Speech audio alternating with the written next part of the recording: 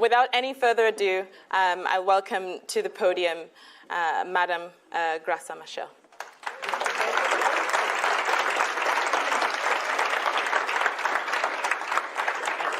Let me start by thanking really the organizers who convinced me to come, because I am always very nervous when I have to speak to luminaries like you. And I feel a bit intimidated. So my protection is to say, oh no, I'm very busy, I can't make it. It's simply because I'm not so sure how to really make inputs which can be of interest to young people. You know, young people are so challenging. And young people in institutions like this who are, let me say, will be creme de la creme. So I want to lower your expectations. That's my beginning, to lower your expectations about what I'm going to say. Let me start. The theme today is how to frame Africa in our days. I want to begin by saying many people think that the developments in the US and the developments in this country and even the rise of the right wings in Europe, it's a disaster. Perhaps it's a disaster for them, but I think for Africa it's a good thing. It's a good thing because we have been socialized to think that the model of democracies are the ones which are being developed in those countries. So we aspire to, and we imitate even, what in structures, in processes, and in the way we believe that is the model of democracy. When the foundations of that model are being shaken as they are, then we are forced to say, it doesn't look like it's that good. There are things which are not right. And because now we begin to question, we are forced to look into ourselves. So this is a good time for Africa to break really with the mentality of dependence on our colonial masters and to begin a process in which we look inwards. We rediscover our own values, our own institutions, our own philosophies, our own structures of how we organize society, and to say, what is it which we have to stand on, but also what is it that we have to offer to the rest of the world? Because we seem to be assimilating and receiving, but what is it we can give? And I will leave you with this, actually, because I think it requires a little bit more of research to say, what has been the contribution of Africa to development of the global family? And it's not necessarily to talk of slavery. It's not what I'm trying to say. Not that it has not been, but it's because we know that already. And it was not in a relationship of equal to equal. What I'm asking you to question is, as sovereign peoples, deliberately selecting who are our partners and why we select them, and what we have to give and we want to receive from them, in a process really of take and give. You have to begin to do that, and particularly those of you who are in social science here. So I hope one day you will come back and tell me, what did you identify? But I think also that, when you are having, like, in the so-called developed world, the closing of ranks and the closing of even of borders, because of immigration, but which in essence, it shows a deep fear and suspicion of the other. You are forced to look back and say, but who am I as an African? We have been socialized, and this is how we live, particularly in our rural areas today, to say, I am because you are. Those of you who have had experience in rural areas, for you to invite somebody for a meal, just passing, you don't know who he is. It's just a human being. You invite.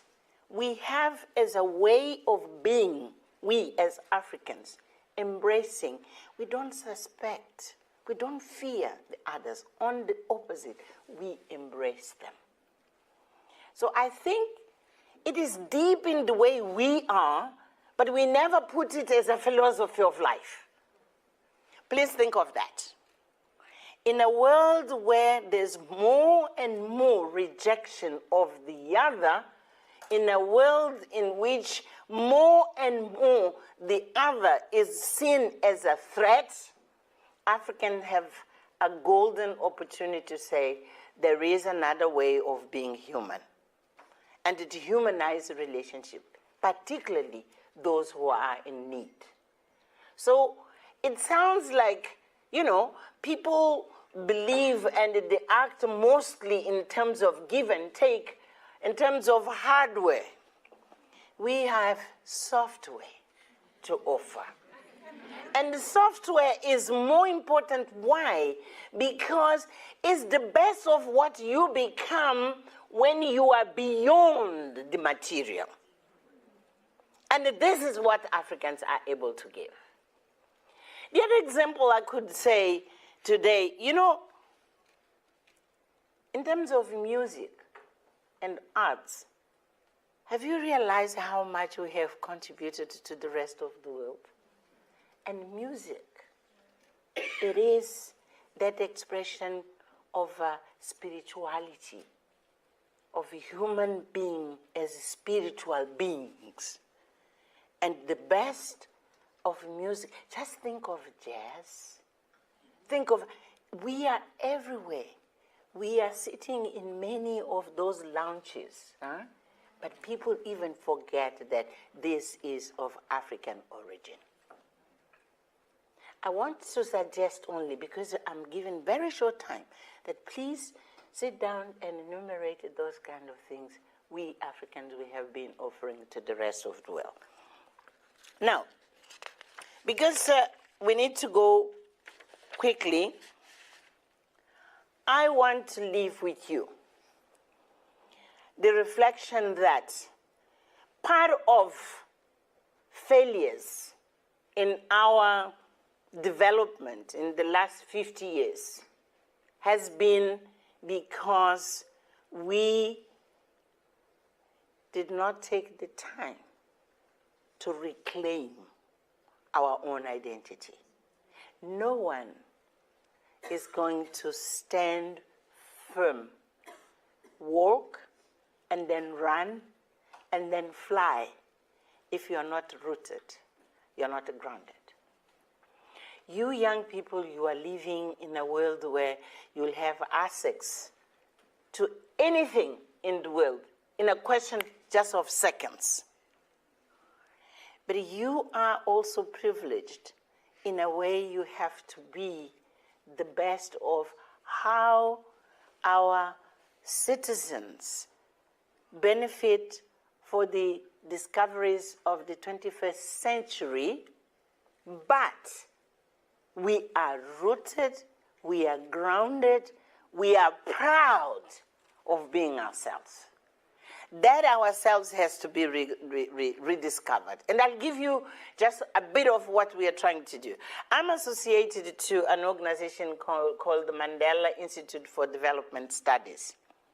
And one of the objectives of what we want to do is exactly claiming our cultural heritage. Trying to identify ourselves not on the basis of what we have been told to be, The 54 countries which are in Africa have nothing, in many cases, really, with who we are. You look at from the Atlantic to the Indian Ocean, if you listen carefully to our languages, you'll understand that we are exactly the same people. And you will cross perhaps 10 countries which have been balkanized, but culturally, underneath, we are the same people. And we don't define ourselves on that basis. We define ourselves as Portuguese speaking, French speaking, English speaking. Why don't we say Yoruba speaking, Swahili speaking, and whatever? You know what I mean? It sounds it sounds like I'm dreaming.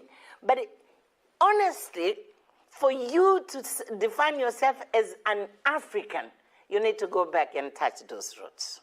And to identify exactly why a child in Tanzania has too much to do with a child in, I'm calling you children, okay? A child in Tanzania has a lot to do with a child in Nigeria, has a lot to do with a child in Senegal than what we believe because we have been told we are. And that is the kind of claiming who you are. And I didn't have the time here to show you the map. Basically, there are only four big ethnic, if you want to call them, ethnic groups on the continent. If you talk of sub-Saharan Africa, only four. But we have been socialized to believe that we are all those differences. Let me move quickly on that. But I'm talking of reclaiming who we are. And also being proud of offering to the rest of the world. Framing, it's the mentality of people to believe that African are rich in the way who they are. It's not about oil and gas and mining. It's about our humanity. In a society where another element, we as African, our identity is collective. In many of our languages, we don't have much the I. We say we.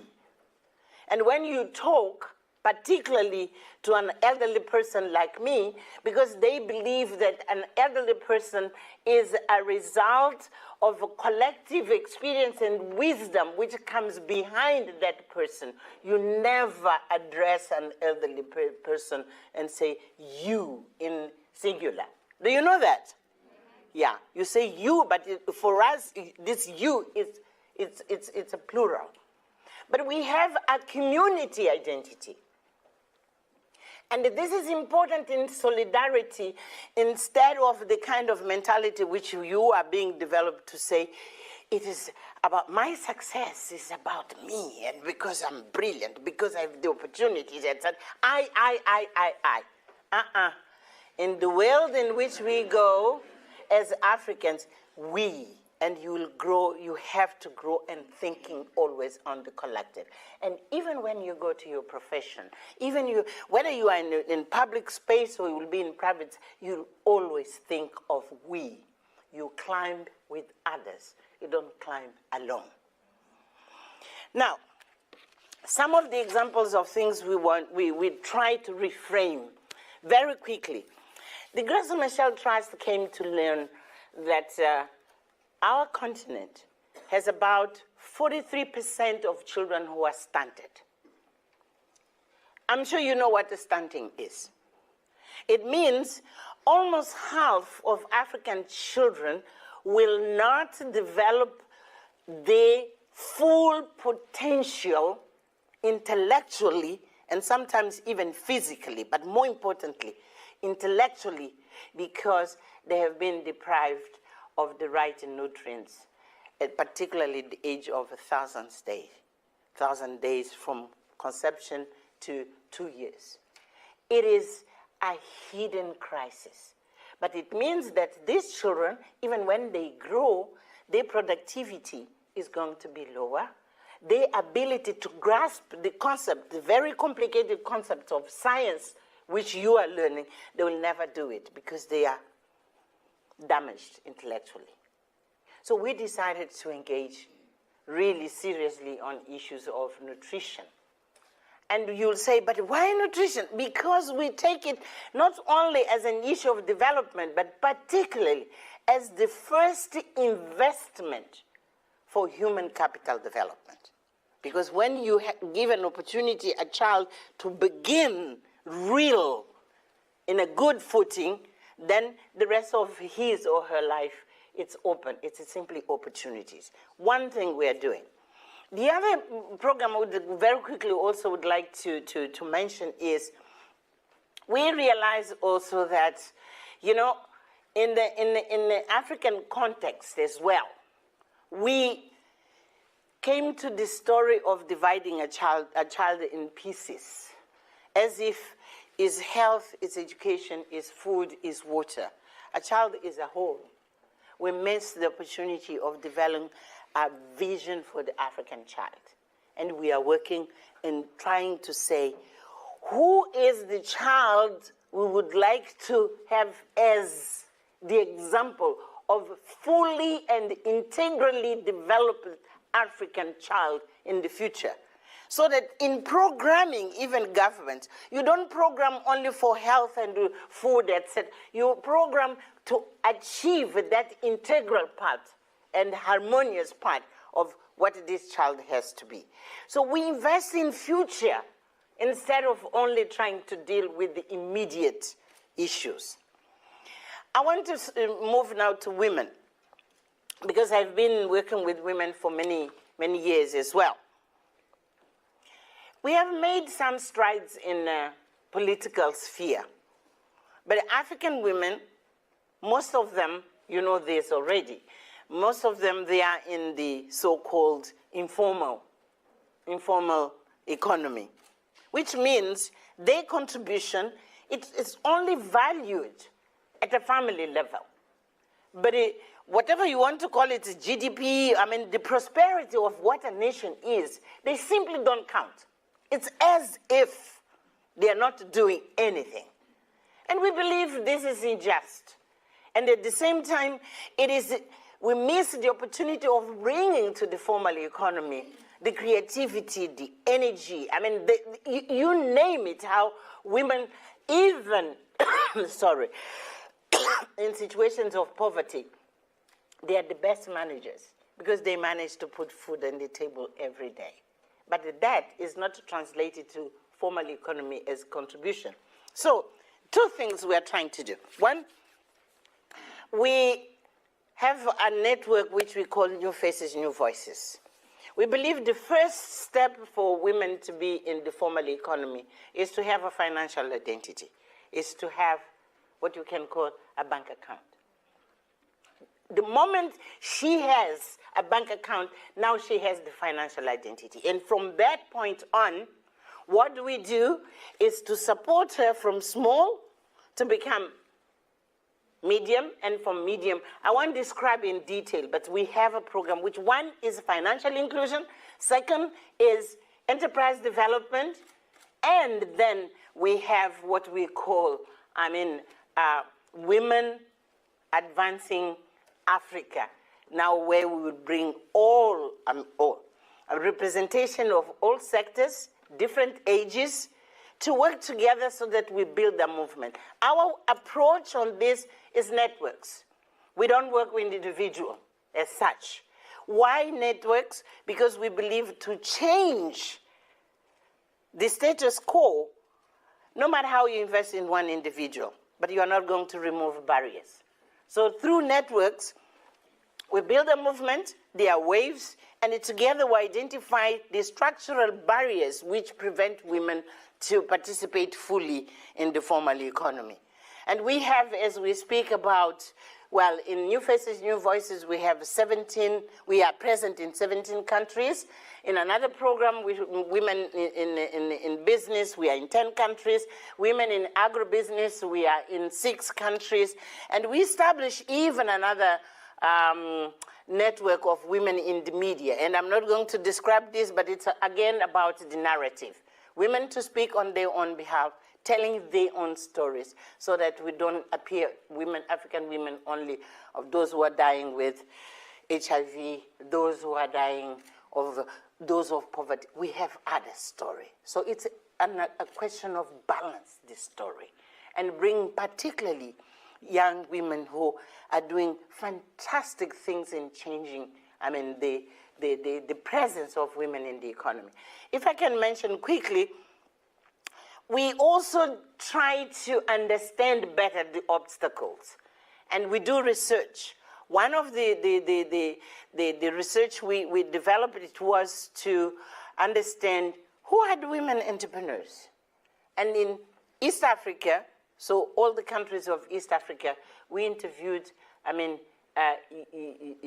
entrepreneurs. We learned first, they are very young, between 20 to 40 years. Second, they are highly qualified, including in masters, etc. But they don't have access to finance. Many of them, they started business on the basis of their own savings or family, etc., etc. They never had coaching, they never had mentorship, etc. Why we need to do this? We want to move from general statements and to understand exactly who our entrepreneurs, what are the issues they are facing, how we can work together with them to overcome them. Now, we have a tool which is going to help us precisely to understand the barriers. Not only, and I told you that we have the network which is of financial inclusion. I didn't mention that in Uganda alone, that financial inclusion, we started with in 2 districts, and we brought into the system 250,000 women who had never had a bank account before. But with training which we are doing with them as well in different countries. So I just wanted to mention to you that for us, we go deep to try to understand what are the issues, who are the people, and how we can work with them in networks to move as waves. I wanted also to touch very quickly on the fact that when we talk of African development, many people, they think, as I mentioned, on oil and gas and mining. All these things are very important. But take an example, for instance, of Tanzania, northern Tanzania. Last year, in a meeting of agriculture, they realized that rural people are producing beans, and they are exporting to 8 African countries. What does it mean? Is that you can generate work. I'm not saying jobs, I'm saying work. You can transform rural areas, including in terms of access to market, and you can then break the barriers from one country to the other. Actually, when I say 8 countries, it's in Africa, but they also are exporting now. They started to export abroad. What does it mean? Some people say that Africa is to become the basket of the world, right? And our way of doing this is not necessarily producing and consuming the same way some other countries now are facing issues of nutrition as the opposite. Our food is almost organic. And I think that's where Africa. When I say almost, it's because, yes, sometimes there's a fertilizer. 1 minute, yeah, I'll finish. But it's to say there is an opportunity of Africa to feed itself and to feed the rest of the world without going exactly the same way of the genetically modified, etc., which creates the kind of problem. That's an opportunity, and some of you here probably you are doing something in agriculture, so think about that. It's an opportunity to feed ourselves, to feed the world, but using different kind of techniques, because we can have healthy food. The other example, Ethiopia is developing a huge program of industrialization. And as you know, Ethiopia doesn't have, oil and gas. It's on the basis of leather, the example of leather. Thousands of jobs, they transform it, they sell it, possibly some of you buy here in the UK.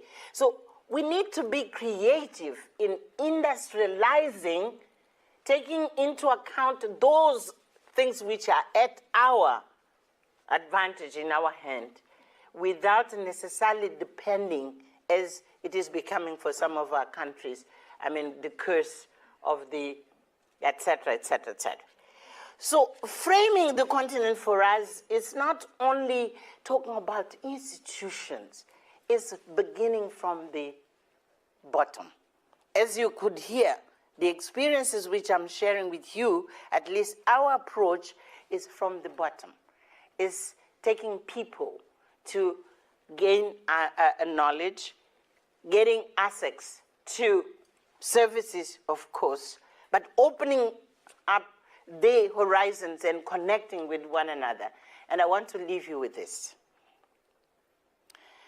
You have a historic responsibility of shaping the Africa you want. Many times we hear African young people complaining about all the things which I know they are happening. Institutions don't work, corruption, etc., etc. It is true, it is happening. But what I want you to really be very clear, it's you and nobody else who is going to change that. It's your responsibility. Some of us, we had the responsibility, I mean, in our own way, which was not perfect, but to bring our countries to freedom, okay? This second struggle, freedom, this second liberation from poverty, from all those kind of things you know, it's your responsibility. So while you are here, in one of the best institutions in the world, you have to arm yourself. And fortunately, you come from many countries here. You build the crops of new leadership, which we need. Use the knowledge you have, but you plan what you want to see and where you want to see Africa in 10 years' time, in 15 years' time, and 20 years' time. I won't be there, but I'll watch you from down in my grave. And that is important. Each one of you has to take that responsibility. And it is about we. And in that we, it's about those children who are stunting. It's about those women who are still illiterate, those who are in informal sector. It's about the young people who do not succeed to come to an institutions like this. Fred last night talked, he is my boss, he's sitting there. Fred started this extraordinary initiative of establishing the Africa Leadership University. 25 campuses on the continent with a methodology which is breaking a new ground. That's exactly what we have to do. So if you want, ask him more questions to explain. How do you break the frame? He is leading an initiative of building different kind of university in Africa, not only to imitate. So I leave you with that challenge, and I'm going to sit and listen to you. You ask the questions. Thank you.